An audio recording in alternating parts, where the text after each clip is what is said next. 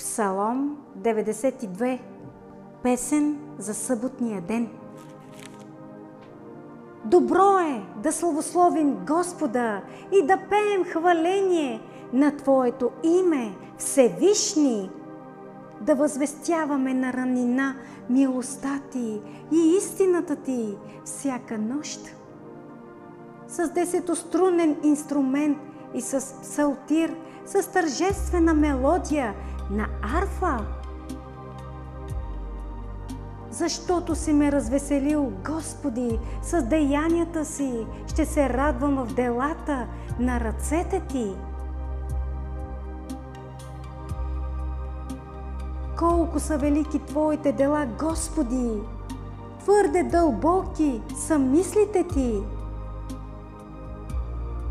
Несмислен човек не знае това, нито го разбира безумен, че нечестивите изникват като тревата и всички, които вършат беззаконие, цъфтят само за да се изтребят вечно. Но Ти, Господи, до века си нависоко,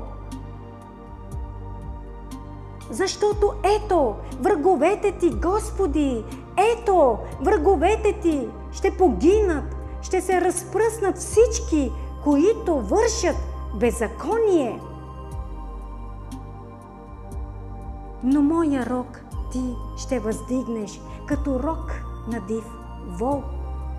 Аз ще бъда помазан с прясно миро и окото ми ще види повалянето на онези, които ме причакват.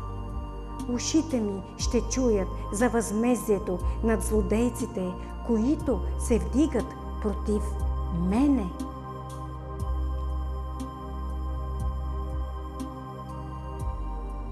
Праведният ще цъфти като палма, ще расте като кедър в Ливан. Насадени в дома Господен ще цъфтят в дворовете на нашия Бог. Ще бъдат плодоносни в дълбока старост, ще бъдат сочни и зелени, за да възвестяват, че е праведен Господ, моята канара, у когото няма неправда.